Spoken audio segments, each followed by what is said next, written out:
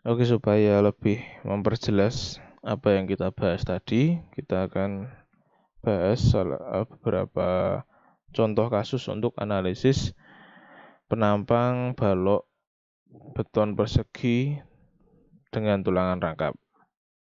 Oke, di sini kita punya satu balok persegi dengan tulangan rangkap dengan dimensinya B-nya sama dengan 300 mili, hanya 500 mili dan DS-nya 60 mili. Bahannya, untuk mutu bahan, itu kita punya beton dengan FJ aksen 37,5 MPa, kemudian baja tulangan dengan FY 390 MPa, dan elastisitas 200.000 MPa. Di mana tulangan tariknya terdiri dari 4D22, tulangan tekan AS aksennya 2D16, dan sengkangnya P10 150. Nah, diminta untuk menghitung momen rencana untuk penampang tersebut. Pertama kita hitung dulu regangan lelehnya. Epsilon Y sama dengan FY per ES. Ketemunya 0,00195. Kemudian diketahui D-nya adalah 440 mili. Maka diperoleh AS min-nya 518,161. Ini dengan cara yang sama dengan tulangan tunggal ya. Kemudian AS max-nya 3615,676 mm persegi. AS min dan AS max dihitung dengan cara yang kita bahas di sesi sebelumnya. Epsilon CCL-nya kita asumsikan sama dengan epsilon Y, yaitu 0,00195. Tulangan terpasangnya AS sama dengan 4D22, itu ketemu 1519,76 mm persegi. Dan AS aksennya yang 2 biji di atas ini, yang 2 batang di atas, itu ketemu 401,92 mm persegi. Jadi AS 1-nya itu dihitung dengan mengurangkan AS dikurangi AS aksen. Ketemu 1117,84 mm persegi. Berarti dicek AS1 ini terhadap AS min dan AS max. Kalau dia posisinya lebih dari AS min dan kurang dari AS max, maka dia memenuhi syarat.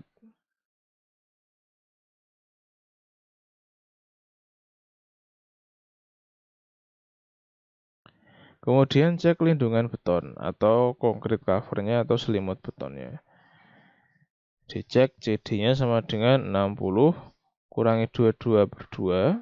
Ini adalah setengahnya batang tulangan dikurangi 10, yaitu tebal tulangan sengkangnya, ketemu nilai 39 atau kita bulatkan 40, jadi sudah oke. Kemudian cek jarak antar tulangan, lebarnya 300 dikurangi 2 kali 40 itu concrete cover, dikurangi 2 kali 10 itu sengkang, dikurangi 4 kali 22 itu tulangan pokoknya. Kemudian dibagi 3 yaitu jarak antar tulangan pokok, ketemu 37,4. Syaratnya adalah 25 mili, jadi memenuhi. Yang pertama, hitungan yang pertama kita asumsikan tulangan tarik dan tekan itu leleh. Jadi kita asumsikan tulangan yang bawah dan tulangan yang atas itu sudah leleh. Dari persyaratan keseimbangan, TS sama dengan CC plus CS. Diperoleh A sama dengan AS min AS aksen dikalikan dengan FY dibagi dengan 0,85 kali FJ aksen dikalikan B. AS-nya 1117,84 AS kurangi AS aksen ketemu 1117,84 dikalikan dengan 390 dibagi dengan 0,85 kali 37,5 kalikan 300. Ketemunya A-nya adalah 45,61 mm. C-nya bisa dihitung dari A dibagi beta 1. Akan kita dapatkan 58,299.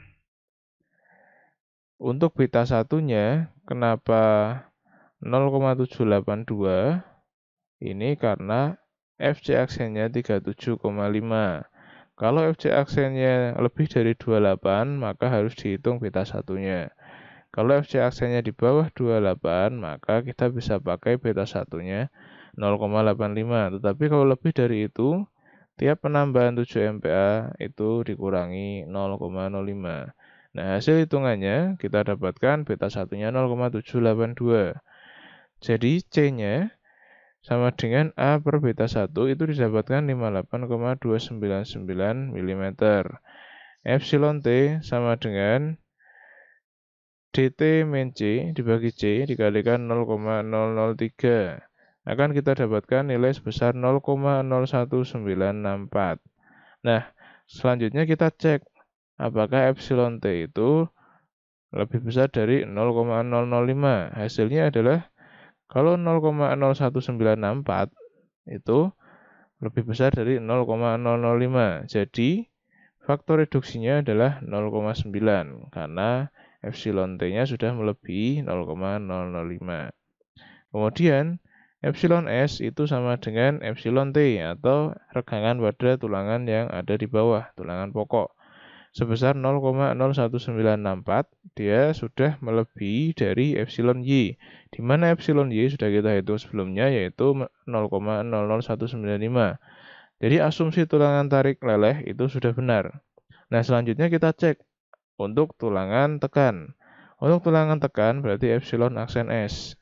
Epsilon aksen S itu kita hitung dari nilai C 58,3 dikurangi 50 dibagi 58,3. 50 ini adalah di aksen S, 58,3 adalah nilai C dibagi C 58,3 dikali 0,003. Kita dapatkan 0,00043 yang ternyata itu kurang dari epsilon Y, di mana epsilon Y-nya adalah 0,00195. Jadi asumsi untuk tulangan tekan sudah leleh itu tidak benar, tetapi asumsi tulangan tarik leleh sudah benar. Jadi kita lakukan hitungan ulang dengan mengubah asumsi tulangan tekan. Kita asumsikan sekarang tulangan tekan itu belum leleh. Jadi dihitung ulang untuk tulangan tekan, di mana CS, tulangan tekan notasinya adalah CS, itu kalau tadinya kita menghitung dengan A aksen S dikalikan dengan FY, nah sekarang kita hitung dengan A aksen S dikalikan dengan Fs, di mana Fs adalah ES dikalikan epsilon aksen S. Jadi di saat TS sama dengan CC plus CS, TS-nya di sini 1519,76 kali 390 sama dengan 0,85 kali 37,5 kali 0,782 dikali C, karena kita mengulang hitungan jadi C-nya belum diketahui, dikali C kali 300 ditambah 401,92 adalah AS aksen dikalikan 200.000 itu ES. Epsilon aksen S bisa dihitung dari C min 50 dibagi C kali 0,003. Dari persamaan tersebut kita dapatkan nilai C sama dengan 70,03568. Berarti A-nya adalah beta 1 dikali C. Didapatkan nilai 54,7679 mm. Kemudian dari situ kita bisa hitung epsilon T-nya sama dengan 440 atau D dikurangi 70,4 dikurangi C ya, dibagi C dikalikan 0,003 didapatkan nilai 0,0158. Kemudian kita cek untuk yang tadi seperti metode yang sebelumnya, epsilon T-nya apakah dia lebih dari 0,005. Hasilnya tadi adalah 0,0158. Hasil hitungannya dia sudah melebihi 0,005. Jadi sudah benar, maka faktor reduksinya adalah 0,9. Kemudian cek terhadap tulangan tariknya. Apakah sudah leleh? Nah, kita hitung di sini. Epsilon S itu sama dengan epsilon T, 0,0158. Dia sudah melebihi epsilon Y hasil hitungan yang awal, yaitu 0,00195. Jadi, asumsi tulangan tarik leleh itu sudah benar.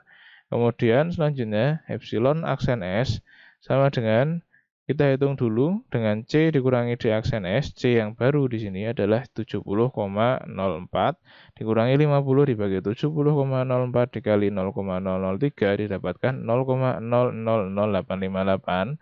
itu hasilnya ternyata kurang dari epsilon Y atau sebesar 0,00195. Artinya epsilon aksen S itu belum leleh. Artinya asumsi tulangan tekan belum leleh itu sudah benar. Jadi kalau direview dari awal, di awal tadi kita asumsikan kalau tulangan tarik dan tekan itu sudah leleh. Nah, ternyata dari pengecekan itu hanya tulangan tarik yang leleh. Tulangan tekan belum leleh. Jadi kita ulang hitungannya dengan mengasumsikan tulangan tekan belum leleh. Nah, setelah kita mengganti asumsi, yang otomatis itu juga berimbas pada formula CS-nya juga berubah. Nah, kita dapatkan nilai regangannya di sini, regangan S-nya sudah leleh, artinya asumsinya sudah benar untuk tarik. Kemudian regangan tekan ya, tulangan tekan dia belum leleh. Artinya asumsi yang kedua sudah benar, di mana asumsi kedua adalah kita ganti, yaitu tulangan tariknya leleh dan tulangan tekannya belum leleh. Setelah itu, karena asumsinya sudah benar, jadi kita bisa melanjutkan untuk menghitung momen nominal, di mana momen nominal terdiri dari Mn1 yang terdiri dari Cc kali D min A per 2, ditambahkan dengan Mn2, di mana Mn2 adalah terdiri dari Cs atau compression dari steelnya, dikalikan dengan D min D aksen S. Mn-nya, ini adalah uraian dari yang ini ya, tinggal kita masukkan saja, di mana Cs-nya adalah A aksen S dikalikan dengan epsilon aksen S dikalikan dengan elastisitas steelnya. Didapatkan nilai Mn sebesar 242,993 kN. Untuk momen rencana, kalau kita hitung dengan SNI 2002, V-nya adalah 0,8, pukul rata semuanya. Dikalikan dengan Mn ketemu 194,394. Sedangkan menurut SNI 2013, V-nya adalah 0,9. Akan didapatkan nilai sebesar 218,693 kN. Catatannya di sini adalah penambahan tulangan tekan 2D16 ternyata tidak menambah nilai momen nominal penambang secara signifikan. Bisa dibandingkan dengan contoh pada tulangan tunggal, di mana Mn-nya adalah 242,422 kN. Hal ini karena luas tulangan tarik yang ada, yaitu 4D22 itu masih jauh di bawah AS max.